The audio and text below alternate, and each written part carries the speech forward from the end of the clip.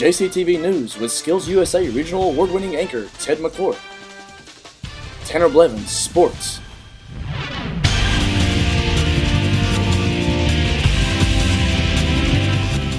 Katie Halsey, co-anchor. And bringing you the weather, Hannah Fitzpatrick and Jody Trimble. It's JCTV News on Channel 37. Thank you once again for tuning in to your weekly JCTV News. I'm Katie Halsey. And I'm Ted McClure. We'd like to begin the show by announcing that there have been some changes to JCTV News. That's right, Ted. We'll now be airing Thursday night at 7 instead of Wednesday nights at 7. Students will now be able to enjoy the news show at 8:20 on Friday mornings. We'd like to apologize if this change creates any inconvenience. However, our news shows can be viewed at any time on iHigh.com. On iHigh.com, you'll not only be able to find JCTV News, but also spotlights of some of our students and JCHS sporting events. We encourage everyone to log on and check out the site. Now let's get right into the news for the week. First, in international news, Italian Prime Minister Silvio Berlusconi says that the rumors of his resignation are groundless. After serving as Prime Minister for 10 years, some are saying that he may no longer have the support of Parliament and may not win the confidence vote he faces this week. We'll continue to follow that story as it progresses throughout the next few weeks. In national news, this week, Central Oklahoma experiences several aftershocks Sunday, almost 24 hours after the state experienced the strongest earthquake in the region since 1952. The quake measured a 5.6 magnitude and was felt over 200 miles from the epicenter. Crews are reporting some structural damages, but thankfully there have been no reported fatalities and very minimal injuries reported. Our state news story for the week is about the Middlesboro flood victims that have been rushing to settle into their homes before winter. Although it's been months since the flood, many families are still having to do without permanent homes. The Bell Whitley Community Action Agency has recently received a small amount of grant money that will hopefully help to speed up the process of cleaning up the area. Well, that brings us to our school news for the week. What do you have going on this week, Katie? Well, Ted, this week the food drive will be coming to a close, so anyone that has any last-minute items to turn in should do that as soon as possible. I hope the drive was a huge success this year. Me too, Ted. We'd like to thank everyone that participated. Any member of HOSA that has not picked up their club t-shirt needs to see Miss Castle. Have you seen the club t-shirts yet, Ted? Yes, I have, Katie, and I think they're the coolest looking club t-shirt I've seen this year so far. Well, I'm sure that there will be some other neat ones throughout the year, Ted. We'd like to remind everyone that Thanksgiving is just around the corner and that we'll be out of school November 23rd through the 25th. I bet everyone is looking forward to getting some time off from school and getting to see their family. Well, Katie, I suppose those things are an added plus, but I'm certainly looking forward to the food.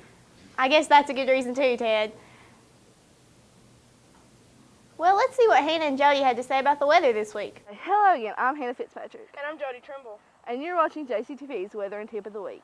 Well, Hannah, what kind of weather do we have in store for us this week? Well, Jody, for Thursday, November 10th, highs will be around 48 degrees and lows around 28, with a light chance of rain. For Friday's weather, it will be mostly sunny, with highs around 52 degrees and lows in the lower 30s. Saturday, November 12th, it will be partly cloudy with a light chance of rain, with highs around 59 and lows in the lower 30s. And lastly, Sunday, it will be partly cloudy with highs in the lower 60s and a 20% chance of rain with lows around 36. That's all for this week's weather. Now, Jody, let's hear that tip. Well, Hannah, drive slowly and carefully, especially on curves. When you need to stop or slow down, do not brake hard or lock wheels. That was your tip of the week. I'm Jody. And I'm Hannah. Now back to you, Ted and Katie. Looks like it should be a chilly night Friday when the Eagles travel to Fort Thomas Highlands. It sure does, Ted. Everyone be sure to dress warm if you're making the trip. Well, last Friday night was a huge night for our football team, J.J. Jude in particular. Let's see what Tanner has to say about last week's game and this week's upcoming matchup. Hello, Johnson Central. Tanner Blevins here, bringing you This Week in Sports. This week I'm coming to you from the Johnson Central football field where last week our Golden Eagles took on Holmes for the first round of the playoffs. Our Golden Eagles came in on top with a score of 63-20. This victory was led by senior J.J. Jude, who coming into the night only needed 124 yards to break the all-time career rushing record for Kentucky. JJ crushed what was needed and ended the night with 441 yards and 6 touchdowns. We would like to congratulate JJ on his great record and on a great game. This next week, our Golden Eagles will be traveling to Fort Thomas to take on Highlands High School. For the past 3 years, Highlands has ended the playoff hopes for the Golden Eagles. But this year, all our players think it's going to be different. We caught up with some of our players to ask them what they think we needed to do to defeat Highlands this season. Let's see what they had to say. Our offensive line have been doing pretty good this week. They were in the high 80s for blocking scores this week, so that's really good. We'll definitely need some good blocking for Highlands, and our defense is going to have to step it up. There's going to be a lot of passing against Highlands, so Reese Julian will definitely have to step his game up and hopefully come away with an interception to help us dominate Highlands for the first time in ages and hopefully bring back a state championship. Play good defense, line, get all their blocks, Jay run the ball hard like he has all year, and wrap up. What I think we need to do to beat Highlands is our O-line's got to step it up like they did last Friday and keep pushing forward where our runners can run the ball. Defense definitely has got to watch out for the pass and the quarterback run, but he's got a concussion, so most likely he ain't going to go anywhere. But we're just going to have to go out and give it all, and hopefully we come home with a win. Highlands, we're going to have to contain the quarterback, and our DBs are going to have to play extremely well. But most of all, we're going to have to run up all the clock. We're going to take up all the clock and good time management. You know, if a good offense is on the field, they're going to score. So what's the best way to keep them off the field? We're going to play defense, keep them off the field, and we're going to keep our offense on the field. Game, and we're going to have good pass coverage. Well, there you have it. That's what we need to do to beat Highlands this next week. We would like to wish our football team luck. Well, that's all for sports this week. Once again, I'm Tanner Blevins. Back to you, Ted. Looks like it'll be another great game with Fort Thomas Highlands this year. I hope we can pull out a big win this year. Me too, Katie. Me too. And now for This Week in History with John Rowland.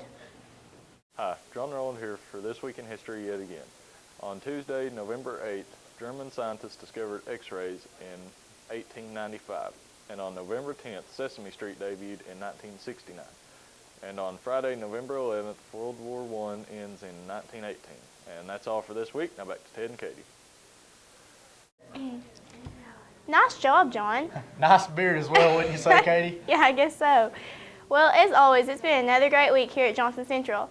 Thank you for tuning in to JCTV News once again. Remember, we will now be airing Thursday nights at 7 p.m. on Channel 37. We hope you join us again next week. I'm Ted McCord. And I'm Katie Halsey. Remember, go Eagles. And you stay classy, Johnson Central.